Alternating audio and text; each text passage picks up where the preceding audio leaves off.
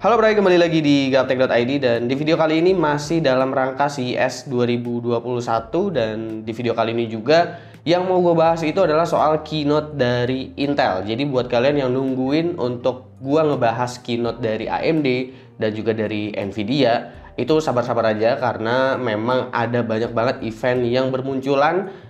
Event yang lumayan besar bahkan bisa dibilang untuk CES 2021 ini, baik dari Intel, AMD, Nvidia, bahkan dari brand partner masing-masing itu banyak banget.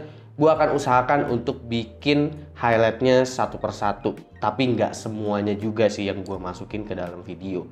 Dan kenapa gue bahasnya Intel dulu? Karena menurut gue kayaknya dari kemarin-kemarin kita udah sering ngedengar kayaknya AMD mulu, AMD ini, AMD itu gitu. Makanya gue pengen ngeliat apa sih gebrakan dari Intel di tahun 2021 ini. Jadi pada keynote Intel CES 2021 ini, Intel itu meluncurkan yang namanya Intel Evo vPro. Sebenarnya ini adalah sertifikasi Intel Evo seperti yang ada pada laptop Intel Core generasi ke-11 lainnya gitu untuk Ultrabook. Nah kali ini Intel mencoba membuat versi vPro-nya, yang dimana ini dibuat untuk apa yang dibutuhkan perusahaan dan apa yang diinginkan karyawannya. Di sini Intel bekerja sama dengan Dell, HP, dan juga Lenovo. Di sini juga Intel menunjukkan Latitude 9420 sebagai hasil dari kerjasama antara Dell dan Intel untuk Evo vPro. Seperti yang kita tahu juga bahwa seri vPro itu memang ditujukan untuk korporasi-korporasi, yang dimana biasanya mereka membutuhkan tingkat keamanan yang jauh lebih tinggi, dan di sini juga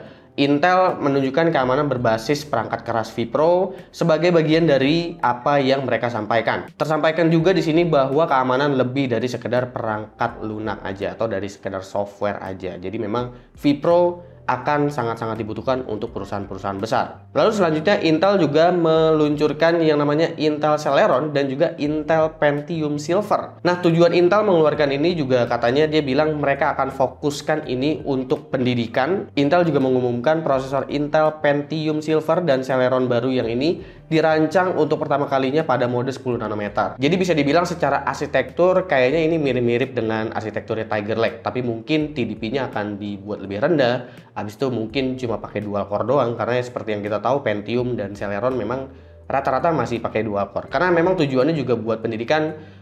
Biasanya anak-anak sekolah juga belum terlalu membutuhkan prosesor yang memang kencang sampai 4 core, 6 core, atau 8 core. Prosesor tersebut menurut Intel itu menghadirkan kinerja 35% lebih cepat ya daripada Intel Celeron dan Pentium di generasi sebelumnya. Chip ini juga nggak cuma ditempatin untuk platform Windows aja, tapi Intel bilang katanya untuk Pentium dan juga Celeron yang baru ini mereka akan memasukkan chipnya itu ke dalam laptop Chrome OS dan juga Linux pada tahun ini. Dan di sini juga udah ada iGPU serta SoC yang mendukung Wi-Fi 6 sehingga kecepatan koneksi juga lebih cepat, juga akan menjadi bagian dari pengalaman pendidikan Intel. Selain soal korporasi atau pekerjaan dan juga pendidikan dari soal vPro, Celeron hingga Pentium Silver, di sini juga Intel ingin membantu orang-orang itu biar bisa tetap terhibur dan terhubung, karena seperti yang kita tahu bahwa kita ini sekarang lagi ada di masa-masa pandemi. Jadi tujuannya itu memperluas market lah ke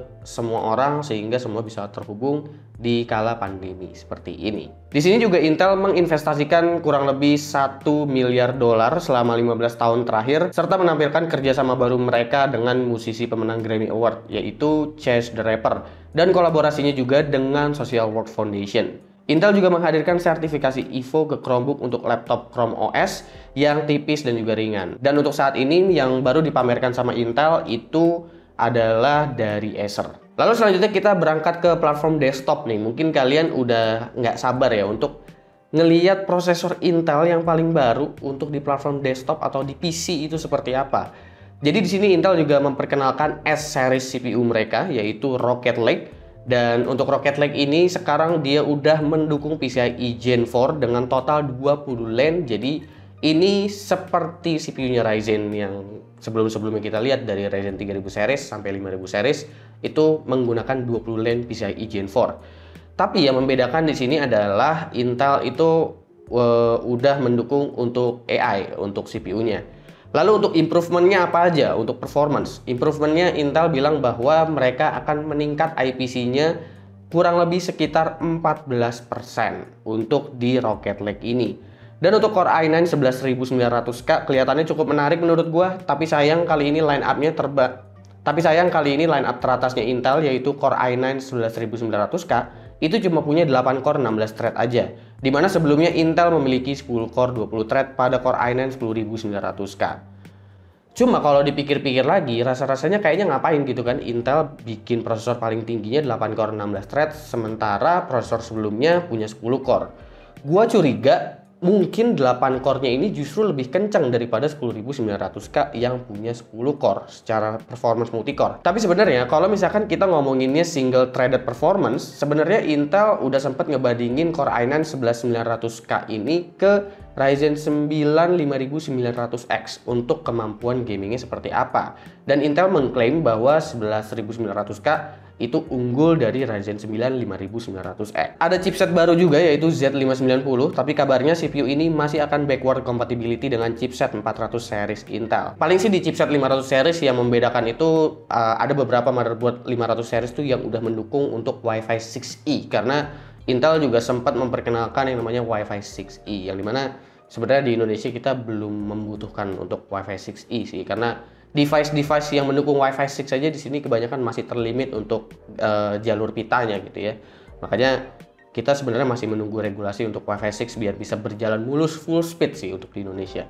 Gitu. Oke, lalu selanjutnya adalah soal notebook nih. Karena kita kemarin-kemarin kayaknya nggak ngelihat laptop gaming yang menggunakan platformnya Intel. Kemarin aja itu ROG semuanya full AMD. Tapi sebenarnya bukan karena Intel itu nggak mempersiapkan CPU seri H untuk laptop mereka gitu. Tapi sebenarnya Intel udah mempersiapkan untuk Intel Core H series di notebook. Untuk line up-nya sendiri Intel belum membahas tuntas, jadi line up-nya itu belum ada apa-apa gitu ya. Untuk Core i9-nya kayak gimana, Core i7-nya gimana, i3-nya gimana.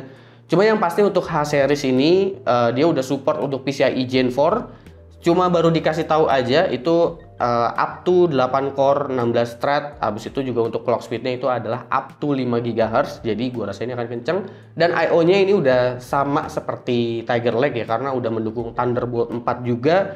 Habis itu juga udah mendukung Wi-Fi 6 atau Wi-Fi 6E. Tapi sayangnya Intel baru mempreview CPU H series notebook mereka. Sementara untuk laptopnya sendiri belum kelihatan sama sekali dan sepertinya akan menyusul pada event-event berikutnya. Yang dimana event-event berikutnya ini mungkin gua rasa akan ada di pertengahan tahun ini, baru di reveal sama Intel SKU laptopnya itu ada apa aja gitu dari brand partnernya gitu. Untuk laptop gamingnya juga ada apa aja modelnya. Gua rasa mungkin pertengahan tahun baru ada gitu ya, karena di awal-awal tahun ini di CES 2021 memang gua bukan hampir nggak melihat, tapi memang nggak melihat ada laptop gaming yang menggunakan CPU Intel paling baru. Paling kalaupun ada Intel Core generasi ke-11 ya itu rata-rata ultrabook atau laptop-laptop non-gaming, yang dimana sebenarnya Intel Tiger Lake sendiri itu memang udah rilis gitu. Bahkan kan laptop yang gue pakai ini juga ini menggunakan Intel Core generasi ke-11 yaitu Core i7 1165G7, yang dimana itu udah banyak kita lihat lah gitu ya. Oke. Kurang lebih segitu sih untuk keynote dari Intel. Sebenarnya masih ada lagi yang dibahas sama Intel karena presentasinya itu berbeda daripada yang ini, yaitu membahas soal AI dan lain sebagainya yang gue rasa kayaknya kurang masuk untuk dibahas di sini, dan mid-limit juga gue kurang ngerti gitu ya. Daripada ntar kesannya sotoy, mending ya gue bahas aja apa yang gue tahu, yaitu soal prosesor. Kira-kira menurut kalian dari Intel mana sih yang menarik buat kalian? Apakah kalian tetap nungguin untuk laptop-laptopnya Intel, khususnya laptop gaming? Karena sejauh ini yang gue lihat untuk laptop gaming itu kebanyakan di platform Intel nggak pernah goib. Jadi mau tipe yang kayak gimana pun stoknya selalu ada. Itu yang bagus dari Intel. Bahkan untuk di PC pun kurang lebih seperti itulah, stoknya selalu banyak untuk Intel. Apakah memang Intel beneran lagi banyak stoknya, atau memang karena kemarin-kemarin nggak ada yang beli jadi stoknya masih banyak gitu. Tapi harusnya kalau di laptop ya memang stoknya banyak sih setahu gue. Kira-kira gimana menurut kalian Intel di CES 2021? Apakah kalian bikin jadi semakin penasaran, atau kalian ya udah biasa aja gitu, atau go ahead gue AMD aja gitu ya, mau berantem deh di bawah antara AMD atau Intel, fanboynya komen aja di bawah. Jangan lupa like, share, dan subscribe jika video ini menarik buat kalian. Follow sosial media gue kalau lu kepo sama apa yang ada di balik layar Gaptek. Gue Subki dan seperti biasa sampai jumpa di lain kesempatan.